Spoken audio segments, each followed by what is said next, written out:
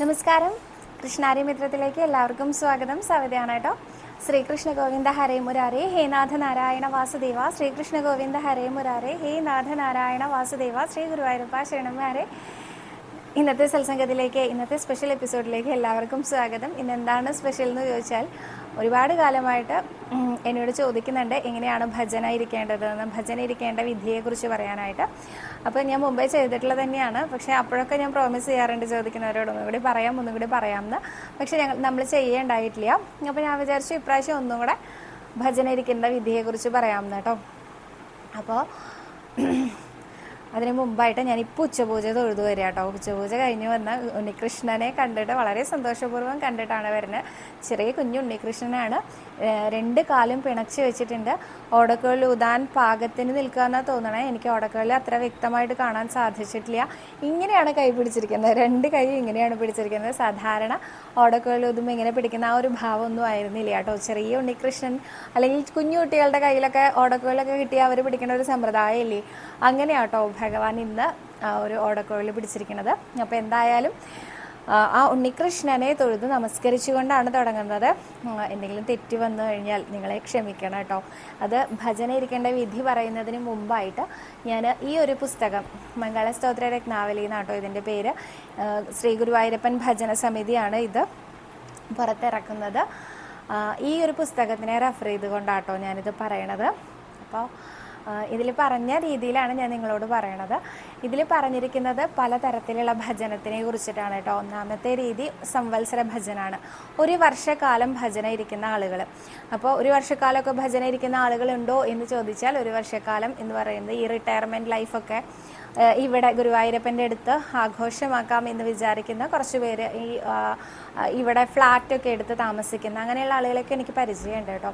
അവർ 1 വർഷക്കാലത്തേക്ക് ഇവിടെ ഗുരുവായൂർ ഭജിച്ച് കൂടാൻ വേണ്ടി വരുന്നവരായിട്ടുണ്ട്. അതേമാതിരി തന്നെ 6 മാസക്കാലം അവരും ഈ പറഞ്ഞ പോലെ ഇവിടെ അടുത്ത് ഫ്ലാറ്റൊക്കെ വാടകയ്ക്ക് എടുത്ത് അങ്ങനെ വരുന്ന ആളുകളുണ്ട്. അങ്ങനെയുള്ള ആളുകൾ ഉത്തരായണ കാലം തിരഞ്ഞെടുത്തുകൊണ്ട് 6 മാസക്കാലം ഭജന ഇരിക്കാനായിട്ട്. ഈ 1 വർഷക്കാലം ഭജന ഇരിക്കുന്ന ആളുകൾക്ക് എന്താ പ്രത്യേകത എന്ന് വെച്ചാൽ, അവർക്ക് 1 വർഷത്തെ ഭഗവാന്റെ എല്ലാ ആഘോഷങ്ങളിലും പങ്കെടുക്കാൻ സാധിക്കും. ഉത്സവവും ഏകാദശിയും അതുപോലെ അഷ്ടമി രോഹിണിയും അങ്ങനെയുള്ള വൈശാഖ മാസം, മണ്ഡലകാലം, ഇങ്ങനെയുള്ള എല്ലാ പ്രത്യേകത ഉള്ള ദിവസങ്ങളിലെല്ലാം പങ്കെടുക്കാൻ സാധിക്കും. അപ്പം അങ്ങനെ കണക്കാക്കി വരുന്ന ആളുകളുണ്ട്. അതല്ലാതെ 6 മാസക്കാലം ഭജന ഇരിക്കുന്നവരുണ്ട്. ഇതല്ലാതെ 12 ദിവസം ഭജന ഇരിക്കുന്നവരുണ്ട്. അതല്ലാതെ 41 ദിവസം ഒരു മണ്ഡലകാലം മുഴുവൻ ഭജന ഇരിക്കുന്ന ആളുകളുണ്ട്. അതല്ലാതെ 12 ദിവസം ഭജിക്കുന്നവരുണ്ട്. ഇനി 3 ദിവസം ഭജിക്കുന്നവരുണ്ട്, 1 ദിവസം ഭജിക്കുന്നവരുണ്ട്. ഇങ്ങനെ പല തരത്തിലുള്ള ഭജന സമ്പ്രദായങ്ങളും ഉണ്ട് കേട്ടോ ഇവിടെ. അതിൽ തന്നെ നമ്മളിപ്പോൾ 1 വർഷത്തേക്കോ 6 മാസത്തേക്കോ ഒന്നുമല്ല നമുക്ക് വേണ്ടത്, അല്ലേ. നമുക്ക് 1 ദിവസം എങ്ങനെയാണ് ഭജന ഇരിക്കുക എന്നുള്ളതാണ് പറയുന്നത്. ഇതിനനുസരിച്ച് നിങ്ങൾക്ക് ഇത് 3 ദിവസത്തേക്കാക്കാം, 12 ദിവസത്തേക്കാക്കാം, 7 ദിവസത്തേക്കാക്കാം. അതൊക്കെ നിങ്ങളുടെ ഇഷ്ടമാണ് കേട്ടോ. അപ്പോൾ എന്തായാലും 1 ദിവസം എങ്ങനെ ഭജന ഇരിക്കും എന്നുള്ളതിനെ കുറിച്ച് നോക്കാം നമുക്ക്. ഇതിൽ പറഞ്ഞിരിക്കുന്നത് ആചാര്യന്മാർ 2 മണിക്ക് ശേഷം കുളിക്കുക എന്നാണ്. രാവിലെ 2 മണിക്ക് ശേഷം കുളിച്ച് നിർമ്മാല്യ ദർശനം നടത്തുക. ഗുരുവായൂരപ്പൻ്റെ നിർമ്മാല്യ ദർശനവും എണ്ണാഭിഷേകവും വാഗചാർത്തും തൊഴണമെന്നും, അതിനുശേഷം ഭഗവാന്റെ ആ ഒരു ഉഷനിവേദ്യവും അതെല്ലാം കഴിഞ്ഞിട്ടുള്ള ബാലഗോപാല രൂപവും എല്ലാം തൊഴണം. ഇതുമാതിരി തന്നെ ഉഷപൂജ കഴിഞ്ഞിട്ടുള്ള ആ ഗണപതി ഹോമവും ഉഷപൂജയും കഴിഞ്ഞിട്ട് രാവിലെ 6:15 നട തുറക്കുന്ന സമയത്തുള്ള ഭഗവാന്റെ ദർശനം. ഇനി ഇത് കഴിഞ്ഞാൽ ശിവേലിക്ക് ആനപ്പുറത്തേക്ക് എഴുന്നള്ളും ഗുരുവായൂരപ്പൻ. അപ്പോൾ ആ ഒരു സമയത്തെ ദർശനം. അതും കഴിഞ്ഞാൽ പിന്നീട് 7:45, 7:50 ആ ഒരു സമയത്തോട് കൂടിയിട്ട് പാലഭിഷേകമാവും. പിന്നീട് പന്തീരടി പൂജയും നിവേദ്യവും പൂജയും കഴിഞ്ഞ് നട തുറക്കുമ്പോൾ ഏകദേശം 8:45-നും 9 മണിക്കും ഇടയിലാണ് സമയം ഉണ്ടാവുക. ആ ഒരു സമയത്തെ ദർശനം. അത് കഴിഞ്ഞാൽ ഉച്ചപൂജ. 12:30 മണിക്കാണ് ഉച്ചപൂജ ഭഗവാന്റെ നട തുറക്കുന്നത്. 11:30 ആകുമ്പോഴേക്കും നേദ്യവും പൂജയും കഴിഞ്ഞ് ഏകദേശം 1 മണിക്കൂറിനുള്ളിൽ നട തുറക്കും. 12:30-ക്ക് ഉച്ചപൂജയുടെ പൂജയും കഴിഞ്ഞ് നട തുറന്നാൽ ആ സമയത്തെ ദർശനം.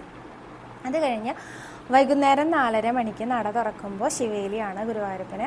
ആ ശിവേലിയുടെ സമയത്ത് ആനപ്പുറത്തുള്ള ഭഗവാനെ കണ്ടു തൊഴണം. അതിനുശേഷം 6:15-നും 6:30-ക്കും ഇടയിലായിട്ട്, അല്ലെങ്കിൽ അസ്തമയത്തിൻ്റെ സമയത്തിനനുസരിച്ച് ദീപാരാധനയാവും. ദീപാരാധന കണ്ടു തൊഴുക. അതിനുശേഷം അത്താഴപൂജ കണ്ടു തൊഴണം എന്നാണ്. അത്താഴപൂജ നേദ്യവും പൂജയും ഒക്കെ കഴിഞ്ഞ് 7:30 മണിയോടുകൂടി നേദ്യവും പൂജയൊക്കെ കഴിഞ്ഞ് 8:15 നട തുറക്കും. 9:15 വരെയാണ് ദർശന സമയം. ആ സമയത്ത് നമ്മൾ ഗുരുവായൂരപ്പനെ തൊഴുക.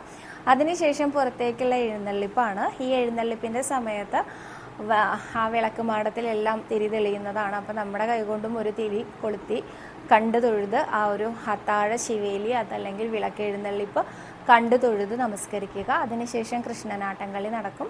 അപ്പോൾ കൃഷ്ണനാട്ടംകളിയിലും കൂടി പങ്കെടുക്കണം. ഇങ്ങനെയാണ് അതിൻ്റെ ഭജനവിധി വരുന്നത്.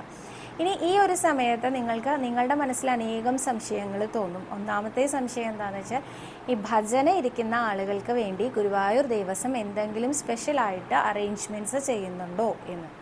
ഇല്ല കേട്ടോ, അങ്ങനെ ഒരു തരത്തിലുള്ള അറേഞ്ച്മെൻറ്റ്സും ഇല്ല. നിങ്ങളൊന്ന് ആലോചിച്ച് നോക്കൂ, ഗുരുവായൂർ അമ്പലത്തിൽ ഒരു ദിവസം മുഴുവൻ സ്പെഷ്യലായിട്ട് നമുക്ക് ഇരിക്കാനൊരവസരം കിട്ടിയാൽ ആരാണ് വേണ്ടെന്ന് പറയാം അല്ലേ? അപ്പോൾ ലക്ഷക്കണക്കിന് ആളുകൾ ഒരേ ദിവസമൊക്കെ അങ്ങനെ വരാൻ തുടങ്ങിയാൽ അത് ബുദ്ധിമുട്ടാവും. അതുകൊണ്ട് തന്നെ ഗുരുവായൂർ ദേവസ്വത്തിൻ്റെ ഭാഗത്ത് നിന്ന് അങ്ങനെ പ്രത്യേകിച്ച് ഒരു സംവിധാനങ്ങളും ഏർപ്പാടാക്കുന്നില്ല. ഭജന ഇരിക്കുകയാണ് നമ്മൾ എന്നുള്ളത് നമ്മൾക്കും ഗുരുവായൂരപ്പനും മാത്രമേ അറിയുള്ളൂ കേട്ടോ. അപ്പോൾ അതിന് പ്രത്യേകമായിട്ടൊന്നുമില്ല. ഇനി രണ്ടാമത്തെ സംശയം, നമ്മളിങ്ങനെ ഓരോ പൂജയും തൊഴുമ്പോൾ ഒരു തവണ നമ്മൾ നാലമ്പലത്തിനകത്ത് എത്തിയിട്ട് പിന്നീട് പുറത്തേക്ക് വന്ന് രണ്ടാമത് ക്യൂ സംവിധാനത്തിലൂടെ അല്ലാതെ അകത്തേക്ക് പ്രവേശിക്കാൻ സാധിക്കുമോ എന്നതാണ് ചോദ്യം. ഇല്ല, നമുക്ക് ഓരോ തവണയും ക്യൂ സംവിധാനത്തിലൂടെ മാത്രമേ നാലമ്പലത്തിനകത്തേക്ക് ദർശനം സാധ്യമാവുകയുള്ളൂ. അതല്ലെങ്കിൽ പിന്നെ നെയ്വിളക്കിൻ്റെ സ്പെഷ്യൽ ദർശനം, അതും ഒരു തവണ നെയ്വിളക്ക് ഷീട്ടാക്കിയാൽ ഒരു തവണ മാത്രമേ നമുക്ക് അകത്തേക്ക് പ്രവേശിക്കാൻ സാധിക്കുള്ളൂ. അപ്പോൾ നിങ്ങളുടെ അടുത്ത സംശയം എന്താണെന്ന് വെച്ചാൽ, അങ്ങനെയാണെങ്കിൽ ഞങ്ങൾ എങ്ങനെയാണ് എല്ലാ പൂജയും തൊഴാൻ സാധിക്കുക? അപ്പോൾ ഇന്നത്തെ ഈ ഒരു പരിസ്ഥിതി വെച്ചിട്ട് ഇതൊരു 50 കൊല്ലം മുമ്പാണെങ്കിൽ ഇതൊക്കെ നമുക്ക് സാധ്യമാവും. പക്ഷേ ഇന്നത്തെ ഈ ഒരു തിരക്കേറിയ സമ്പ്രദായം പ്രകാരം നമുക്കിതിങ്ങനെ തരാവില്ല. അതുകൊണ്ട് നമ്മൾ എന്താ ചെയ്യേണ്ടതെന്ന് വെച്ചാൽ, നമുക്ക് സാധിക്കുന്നത് പോലെ നമ്മൾ നിർമാല്യത്തിനായിട്ട് ക്യൂ സംവിധാനത്തിലിരുന്ന്, നിർമാല്യം എന്ന് പറഞ്ഞ് നമ്മൾ ചിലപ്പോൾ ചെല്ലുമ്പോൾ വാഗചാർത്തോ എണ്ണാഭിഷേകമോ ഒക്കെ ആയി മാറിയേക്കാം. അങ്ങനെ മാറിയാലും ഒട്ടും പരിഭ്രമിക്കേണ്ട. കാരണം ഏത് സമയത്ത് ചെന്നാലും ശ്രീലകത്തുള്ളത് നമ്മുടെ പൊന്നുണ്ണി കൃഷ്ണനാണ്. അതുകൊണ്ട് തന്നെ അദ്ദേഹം നമ്മളെ ഇരു കൈ നീട്ടി സ്വീകരിക്കുക തന്നെ ചെയ്യും. അപ്പം നമ്മൾ ഏത് സമയത്താണോ നാലമ്പലത്തിനകത്തേക്ക് പ്രവേശിക്കാൻ സാധിക്കുന്നത് ആ സമയത്തെ പൂജ കണ്ടു തൊഴുക. അതിനുശേഷം വീണ്ടും നിങ്ങൾക്ക് കണ്ട് മതിയായില്ല എന്ന് തോന്നുകയാണെങ്കിൽ വീണ്ടും നമുക്ക് പുറത്ത് വന്ന് ക്യൂ സംവിധാനത്തിലിരിക്കാം. അതല്ല എങ്കിൽ നിങ്ങൾക്ക് കണ്ടു മതിയാവുക അങ്ങനെ ഉണ്ടാവില്ല കേട്ടോ, ഞാൻ അതല്ല ഉദ്ദേശിച്ച്. ഒന്നുകൂടി കണ്ടെന്ന് തോന്നുകയാണെങ്കിൽ നിങ്ങൾക്ക് പുറത്ത് പോയിട്ട് ആ ഒരു ക്യൂ സംവിധാനത്തിൽ കഴിച്ചു കൂട്ടാം. അതല്ലെങ്കിൽ നിങ്ങൾ പുറത്തേക്ക് കടന്നതിന് ശേഷം ഏതെങ്കിലും ഒരു സ്ഥലം നിങ്ങൾക്ക് ആപ്റ്റാണെന്ന് തോന്നുന്ന ഒരു സ്ഥലം, അതായത് വടക്ക് വശത്താവാം. വടക്ക് വശത്ത് പഴയ പ്രസാദ കൗണ്ടറിൻ്റെ അവിടെ വേണമെങ്കിൽ ഇഷ്ടം പോലെ സ്ഥലമുണ്ട്. അവിടെ എവിടെയെങ്കിലും ഒന്നിരിക്കാം. അതല്ലെങ്കിൽ ഭഗവതിക്കേട്ടിൻ്റെ അവിടെ ഇരിക്കാം. അതല്ലെങ്കിൽ കൂത്തമ്പലത്തിൻ്റെ അവിടെ ഇരിക്കാം തെക്ക് വശത്ത്. അതല്ലെങ്കിൽ പടിഞ്ഞാറേ ഗോപുരത്തിൻ്റെ അവിടെയും ഇരിക്കാം. എവിടെയാണോ നിങ്ങൾക്ക് സൗകര്യം എന്ന് തോന്നുന്നത്, കാലൊക്കെ ഒന്ന് നീട്ടി വെച്ചിരിക്കാൻ പറ്റുന്ന സ്ഥലമെന്നോ അല്ലെങ്കിൽ അധികം ആളുകൾ ശ്രദ്ധിക്കപ്പെടാത്തൊരു സ്ഥലമെന്നോ, അങ്ങനെ നിങ്ങൾക്ക് അല്ലെങ്കിൽ ഒരു ശാന്തത തോന്നുന്ന ഒരു സ്ഥലമെന്നോ, എങ്ങനെയാണെങ്കിലും നിങ്ങളുടെ മനസ്സിന് തോന്നുമല്ലോ ഈ ഒരു സ്ഥലം നല്ലതാണെന്ന്. അങ്ങനെ തോന്നുന്ന ഏതെങ്കിലും ഒരു സ്ഥലമുണ്ടെങ്കിൽ അവിടെ നമുക്ക് ഇരുന്നു കൊണ്ട് നാരായണീയം, ഭാഗവതം, ഹരിനാമകീർത്തനം, നാരായണ കവചം, സഹസ്രനാമം, ഭഗവത്ഗീത തുടങ്ങി അനേകം ഭഗവാനെ സ്തുതിച്ചുകൊണ്ടുള്ള സ്തുതിഗീതങ്ങളുണ്ട്. ഇതിലേതാണോ നിങ്ങൾ നിത്യേന ചൊല്ലാറുള്ളത് അത് ചൊല്ലാം. ഇനി ഇതൊന്നും എനിക്കറിയില്ല എന്നാണെങ്കിൽ നമുക്ക് നാരായണനാമം, ഹരേ രാമമന്ത്രം, ഇങ്ങനെ നിങ്ങൾക്ക് എന്താണോ അറിയുന്നത് അത് ചൊല്ലാം. അതും ചൊല്ലിക്കൊണ്ട് നമ്മുടെ മനസ്സ് ഭഗവാനിൽ അർപ്പിച്ചുകൊണ്ട് അവിടെ തന്നെ ഇരിക്കുക. ഇനി ഇത് മാത്രമല്ല, 12 പ്രദക്ഷിണം വെക്കണം എന്നാണ് ഇതിൽ പറയുന്നത്. അപ്പോൾ 12 പ്രദക്ഷിണം വെക്കുക. ഇനി അടിപ്രദക്ഷിണവും വെക്കാം. പുരുഷന്മാരാണെങ്കിൽ ശയനപ്രദക്ഷിണം ചെയ്യാം. ഇത് നിങ്ങളുടെ ഇഷ്ടമാണ് കേട്ടോ. ശയനപ്രദക്ഷിണം ചെയ്യാൻ ദൂരദേശങ്ങളിൽ നിന്ന് വരുന്ന ആളുകൾ തയ്യാറല്ലെങ്കിൽ നിങ്ങൾ പ്രദക്ഷിണം വെക്കൂ. അതല്ലെങ്കിൽ നിങ്ങൾ ശയനപ്രദക്ഷിണവും അടിപ്രദക്ഷിണവും, ഇപ്പോൾ സ്ത്രീകളാണെങ്കിൽ അടിപ്രദക്ഷിണം, പുരുഷന്മാരാണെങ്കിൽ ശയനപ്രദക്ഷിണം ചെയ്യുന്നത് ഉത്തമമാണ്. ഇങ്ങനെ ചെയ്യൂ. പിന്നെ അത് മാത്രമല്ല, ഭജന സംഘത്തിൻ്റെ ഭജനം അവിടെ 5 മണി തൊട്ടിട്ട് 7 മണി ഏകദേശം ആ ഒരു ശിവേലിയുടെ സമയം വരെ ഉണ്ട്. അവരുടെ കൂടെ കുറച്ച് നേരം ഭജനത്തിൽ പങ്കെടുക്കൂ. അതുപോലെ തന്നെ കൂത്തമ്പലത്തിലെ വേദമന്ത്രഘോഷങ്ങളുണ്ട്, അതൊന്ന് കേൾക്കാൻ ശ്രമിക്കൂ. അതുപോലെ ആധ്യാത്മിക ഹാളിൽ മിക്കവാറും ഒക്കെ സപ്താഹങ്ങളുണ്ടായിരിക്കും, അതിലൊന്ന് പങ്കെടുക്കാൻ ശ്രമിക്കൂ. ഇനി ഇത്രയും കാര്യങ്ങളാണ് നമ്മൾ അകത്ത് ചെയ്യേണ്ടത്. ഇത് മാത്രമല്ല കേട്ടോ, എല്ലാ ഉപദേവതമാരെയും നന്നായിട്ട് തന്നെ തൊഴൂ. ഭഗവാനെ തൊഴുതതിന് ശേഷം ഉടനെ ഗണപതിയെയും സരസ്വതിയെയും വന്ദിച്ചതിന് ശേഷം അവിടെ മുരുകനെയും അതുപോലെ ശ്രീ സുബ്രഹ്മണ്യ സ്വാമിയെയും ഹനുമാൻ സ്വാമിയെയും തൊഴൂ, രാധാകൃഷ്ണന്മാരെ തൊഴൂ. അങ്ങനെ അകത്ത് തൊഴേണ്ട എല്ലായിടത്തും തൊഴുതതിന് ശേഷം പുറത്ത് എടത്തരകത്ത് കാവിൽ അമ്മയെ തൊഴൂ, അയ്യപ്പസ്വാമിയെ തൊഴൂ. അങ്ങനെ എല്ലാ ഉപദേവതമാരുടെയും കൂടി അനുഗ്രഹം വാങ്ങിയിട്ട് വേണം നിങ്ങൾ എല്ലാ ദിവസവും മുഴുവനായിട്ട് കഴിച്ചു കൂട്ടാൻ ശ്രമിക്കാനായിട്ട്. ഇത് മാത്രം പോരാന്നാണ് ആചാര്യന്മാർ പറയണത്. പിന്നെ എന്തൊക്കെയാണ് വേണ്ടതെന്ന് ചോദിച്ചാൽ, ഗുരുവായൂർ തൊട്ടടുത്തുള്ള മറ്റ് ക്ഷേത്രങ്ങളിൽ കൂടി തൊഴാൻ ശ്രമിക്കൂ എന്നുകൂടി പറയുന്നുണ്ട്.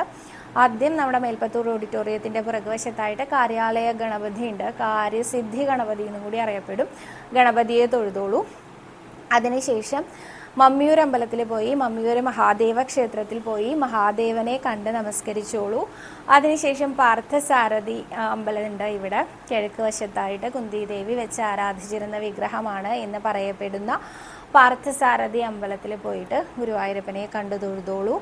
അതിനുശേഷം തിരുവെങ്കടാചലപതി എന്ന് പറയുന്ന തിരുവെങ്കടം ക്ഷേത്രമുണ്ട്. ഇവിടെ വെങ്കടാചലപതിയുടെ അമ്പലമാണ്, അവിടെ ഭഗവതി അമ്മയും കൂടി ഉണ്ട് നിറസാന്നിധ്യമായിട്ട്, അവിടെയും തൊഴുതോളൂ. അതുപോലെ പെരുന്തട്ട ശിവക്ഷേത്രമുണ്ട്, പന്തായിൽ അയ്യപ്പസ്വാമി ക്ഷേത്രമുണ്ട്. ഇങ്ങനെ വളരെ അടുത്ത് കിടക്കുന്ന കുറച്ച് അമ്പലങ്ങളും കൂടി ഉണ്ട്, അവിടെയും കൂടി പോയി തൊഴണം എന്നാണ് പറയപ്പെടുന്നത്. നിങ്ങൾക്ക് സാധിക്കുന്നത് പോലെ ചെയ്യൂ കേട്ടോ.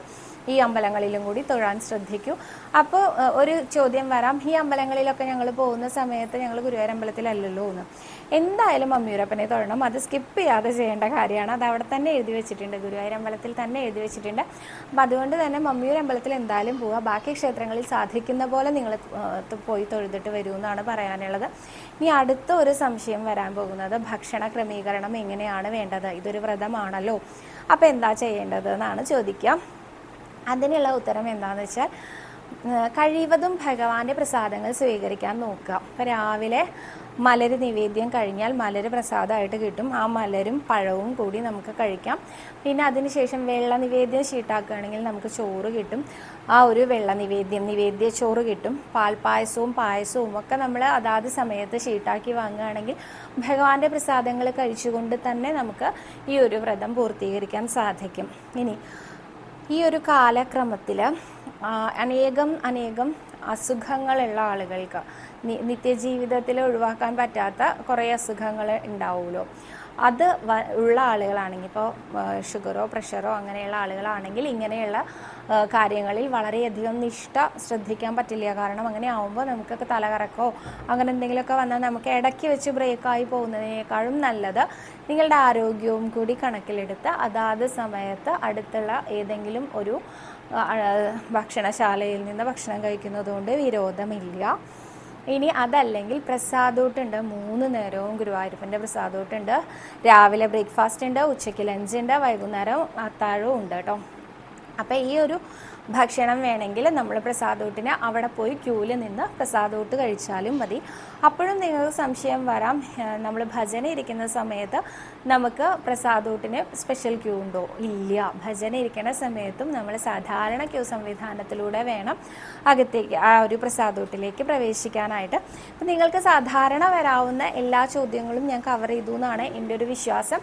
ഇനി ഇതിൽ 3 ദിവസം വേണോ 12 ദിവസം വേണോ അല്ലെങ്കിൽ ഒരു ദിവസം മതിയോ എന്നുള്ളതാണ് സംശയമെങ്കിൽ അത് നിങ്ങളുടെ ഇഷ്ടമാണ് കേട്ടോ. കഴിയാവുന്നതും ഭഗവാന്റെ നാമങ്ങൾ ചൊല്ലി ഭഗവാനിൽ മനസ്സർപ്പിച്ച് ഗുരുവായൂർ ക്ഷേത്രത്തിൽ കഴിച്ചു കൂട്ടുക എന്നുള്ളതാണ് ഭജനം കൊണ്ട് ഉദ്ദേശിക്കുന്നുള്ളൂ. ഇതിൽ ചെറിയ ചെറിയ മാറ്റങ്ങളൊക്കെ വന്നു കഴിഞ്ഞാൽ എൻ്റെ ഭജനം ശരിയായില്ല, അല്ലെങ്കിൽ ഇത് തെറ്റായിപ്പോയി, പല ആളുകളും അങ്ങനെ പറയണ കേട്ടിട്ടുണ്ട്. ഭജിക്കാനാണ് വന്നത് പക്ഷെ ഒന്നും അവിടെ ശരിയായില്ല, വേണ്ട പോലെയൊന്നും ആയില്ല, നിർമ്മാല്യം തൊഴാൻ പറ്റിയില്ല കാരണം 4 മണിക്ക് എത്തിയുള്ളൂ, അല്ലെങ്കിൽ നിർമ്മാല്യം തൊഴുത് കഴിഞ്ഞപ്പോൾ കുറച്ച് നേരം ഉറങ്ങിപ്പോയി അറിയാതെ, ഇവിടെ തന്നെ ഇരുന്നിട്ടാണെങ്കിലും ഉറങ്ങിപ്പോയി, ബാക്കിയുള്ളതൊന്നും ചെയ്യാൻ പറ്റിയില്ല, ഇങ്ങനെയൊക്കെ പറയുന്ന ആളുകളുണ്ട്. ഒട്ടും പരിഭ്രമിക്കേണ്ട.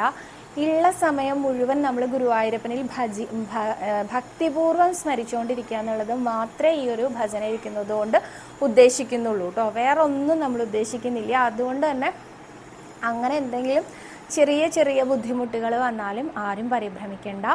പിന്നെ ഒരു കാര്യം പറയാനുള്ളത്, ഈ ഒരു ഭജന ഇരിക്കുന്ന സമയത്ത് നിങ്ങളിങ്ങനെ പറയാറുണ്ട്, പ്രാഥമിക കാര്യങ്ങൾ അല്ലെങ്കിൽ ടോയ്ലറ്റിലൊക്കെ പോകണമെങ്കിൽ എന്താ ചെയ്യുക, എപ്പോഴും അമ്പലത്തിലിരിക്കുകയാണെങ്കിൽ നിവേദ്യ സമയങ്ങൾ നോക്കിയിട്ട് പോവുക എന്നുള്ളതാണ് കേട്ടോ. അതിനെ പുറത്ത് പോകുന്ന സമയത്ത് ഇപ്പോൾ രാവിലത്തെ ആ ഒരു പന്തീരടി പൂജയുടെ നിവേദ്യമായി പൂജയും കഴിഞ്ഞ് തുറക്കാൻ 1 മണിക്കൂർ സമയമെടുക്കും. അപ്പോൾ ആ ഒരു സമയം നിങ്ങൾക്ക് പുറത്ത് പോയി ഭക്ഷണം കഴിക്കുക അല്ലെങ്കിൽ എന്തെങ്കിലും അത്യാവശ്യങ്ങളുണ്ടെങ്കിലൊക്കെ ചെയ്തിട്ട് തിരിച്ചു വരിക. അതേമാതിരി തന്നെ ഉച്ചപൂജയ്ക്ക് 11:30 നട അടച്ചു കഴിഞ്ഞാൽ 12:30 മണിക്കേ നട തുറക്കുള്ളൂ. അപ്പോൾ ആ 1 മണിക്കൂർ സമയമുണ്ട്. ഈ ഒരു സമയം ഞങ്ങൾ പുറത്ത് പോയി നിങ്ങളുടെ കാര്യങ്ങളൊക്കെ ചെയ്തിട്ട് തിരിച്ചു വന്നിട്ട് അതേപോലെ തന്നെ ഇരിക്കാം. പിന്നെയുള്ളത് ഉച്ചയ്ക്ക് വിശ്രമിക്കാം. ഉച്ചയ്ക്ക് വിശ്രമിക്കുമ്പോൾ ഉറങ്ങാൻ പാടുമോ? അതാണ് അടുത്ത ചോദ്യം. ഉറങ്ങാം, കാരണം നമ്മൾ വളരെ നേരത്തെ തന്നെ തുടങ്ങുന്നതാണ്. ഇനി നമുക്ക് അത്താഴപൂജ കഴിഞ്ഞ് തൃപ്പുകയും കഴിഞ്ഞ് കൃഷ്ണനാട്ടവും കഴിഞ്ഞിട്ട് വേണം നമ്മുടെ ഗൃഹങ്ങളിലേക്ക് പോകാമെന്ന് പറയുമ്പോൾ അത്രയും നേരം ഉണ്ടല്ലോ. അപ്പോൾ ആ സമയം നമുക്ക് ഉറങ്ങാൻ പാടും? ഉറങ്ങാം. എന്തായാലും വിശ്രമിക്കണം. ശരീരത്തിന് മാക്സിമം വിശ്രമിക്കുകയും വെള്ളം കുടിക്കുകയും ഒക്കെ ചെയ്താലേ നമുക്കിത് ചെയ്യാൻ പറ്റുള്ളൂ. അതുകൊണ്ട് അതിനൊന്നും ഒരു മുടക്കവും വരുത്തണം എന്ന് ഗുരുവായൂരപ്പൻ എവിടെയും പറയണില്ല കേട്ടോ. നമ്മുടെ ഉണ്ണികൃഷ്ണനാണ്. നമുക്ക് നമ്മളെ എത്രത്തോളം അറിയാം അതിനേക്കാളും 10 ഇരട്ടി അറിയാം ഭഗവാന്. ഇവനെ കൊണ്ട് ഇത്രയേ സാധിക്കുള്ളൂ, അല്ലെങ്കിൽ ഇവളെ കൊണ്ട് ഇത്രയേ സാധിക്കുള്ളൂ, അതുകൊണ്ട് കുഴപ്പമൊന്നുമില്ല എന്ന് വിചാരിക്കുന്ന ആളാണ് നമ്മുടെ ഉണ്ണികൃഷ്ണൻ. അതുകൊണ്ട് ഒട്ടും പരിഭ്രമിക്കേണ്ട. അപ്പം ഇങ്ങനെയൊക്കെയാണ് ആ ഒരു ഭജന വിധി എന്ന് പറയുന്നത്. ഇനി ഞാൻ നിങ്ങൾക്ക് ഈ ഒരു പുസ്തകത്തിൽ തന്നെ പറഞ്ഞിട്ടുള്ള ഓരോ സമയത്ത് തൊഴുതാലത്തെ ഫലം അല്ലെങ്കിൽ ഓരോ സമയത്തെ ഭഗവാന്റെ ആ ഒരു രൂപം എങ്ങനെയാണ് എന്നുള്ളതും കൂടി പറഞ്ഞിട്ട് നമുക്ക് ഈ എപ്പിസോഡ് വൈൻഡപ്പ് ചെയ്യാം കേട്ടോ. രാവിലെ നിർമാല്യത്തിലെ ഭഗവാന്റെ ആ ഒരു ഭാവം വിശ്വരൂപനായിട്ടാണെന്ന് നമുക്കറിയാം. തലേ ദിവസം ദേവന്മാരാൽ പൂജ ചെയ്യപ്പെടുന്ന ദിവ്യവിഗ്രഹമാണ് നിർമാല്യത്തിൽ നമ്മൾ കണ്ടു തൊഴുന്നത്. അതുകൊണ്ട് തന്നെ ആ ഒരു വിഗ്രഹത്തിന് അനേകം പ്രത്യേകത ഉണ്ട്. അതുകൊണ്ട് വിശ്വരൂപമായിട്ടാണ് ആ ഒരു സമയത്തെ ഭാവം, ഭഗവാന്റെ ഭാവം നമുക്ക് വിശ്വരൂപമായിട്ട് കാണാൻ സാധിക്കുന്നല്ല കേട്ടോ. ഭഗവാന്റെ ഭാവം അതാണ്. ആ വിശ്വരൂപനായിട്ടുള്ള ഭഗവാനെ കണ്ടു തൊഴുന്നതിൻ്റെ ഫലം എന്താണെന്ന് ചോദിച്ചാൽ സർവ്വ പാപനാശം ആണ് എന്നാണ് പറയുന്നത്. രണ്ടാമത് എണ്ണാഭിഷേക സമയത്താണ് നമുക്ക് കാണാൻ സാധിക്കുന്നതെങ്കിൽ എണ്ണാഭിഷേക സമയത്ത് കണ്ടാൽ വാദരോഗ നിവാരകനാണ് ഭഗവാൻ. അതിൻ്റെ ഫലസിദ്ധി എന്താ വെച്ചാൽ വാദാദി രോഗങ്ങളെല്ലാം ശമിപ്പിക്കുന്നതാണ്, അല്ലെങ്കിൽ രോഗനിവാരകനാണ് ആ ഒരു സമയത്ത് തൊഴുന്നത്. വാഗച്ചാർത്താണ് അടുത്തത്. എല്ലാ തരത്തിലുള്ള സർവാരിഷ്ടാഘ്നൻ എന്നാണ് അദ്ദേഹത്തിന് ആ ഒരു സമയത്തെ ഭാവം. എല്ലാ തരത്തിലുള്ള അരിഷ്ടതകളും മാറ്റിത്തരുന്ന ഭാവത്തിലാണ് നമ്മുടെ ഈ ഒരു വാഗച്ചാർത്തിൻ്റെ സമയം എന്നാണ് പറയുന്നത്.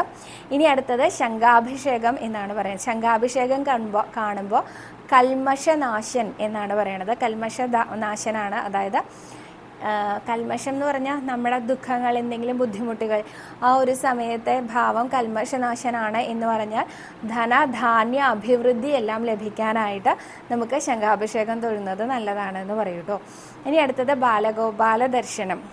മനോമോഹനനാണ്, അതായത് ബാലഗോപാലനായിട്ട് കാണുന്നത് നമ്മുടെ പരാഭക്തിദായകം എന്നാണ് പറയുന്നത്. അതായത് നമുക്ക് ഭക്തി ഉണ്ടാവാൻ നല്ലതാണ് ഈ ബാലഗോപാല ദർശനം. അടുത്തതായിട്ട് പാലഭിഷേകം.